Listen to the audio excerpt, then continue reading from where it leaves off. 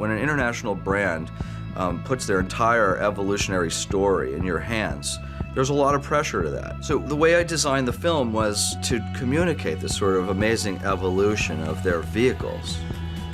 Most everything Honda does, much of it still starts with paper, with somebody sketching out a car, with sketching out a part. This ad's really not about paper flipping, it's about paper engineering. The connection between this project and what the company's DNA is, it's taken an engineering approach to how we're going to execute this. I think the cool thing about this spot is that it's all very hands-on. None of this is CG. The hands that you see in there are just real people manipulating their hands one frame at a time. Dozens of artists and animators working around the clock to create the thousands of unique illustrations that were placed in front of the camera. We devised it in CGI, but the intention was to rip it out of that world and do it practically. When you look at the experience and the technique that Pez is using in the production, we knew it was a great fit, and we're going to tell a great story.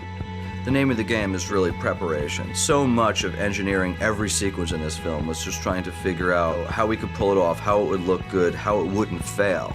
But you leave some spontaneity so that the animators feel like, you know, each take is a unique performance.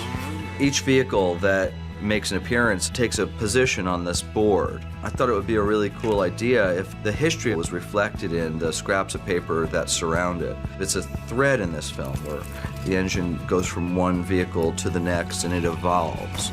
I really thought there was an opportunity to bring life to these optical illusion anamorphic drawings. So a lot of the drawings that you see in the film, especially in the second half of the spot, can only be seen from one particular angle by a camera. There is a sort of spirit of teamwork, which you could see throughout in scenes like the pit stop, the end logo, where it was 6 to 8 people. But that's one of the things that we really wanted to communicate.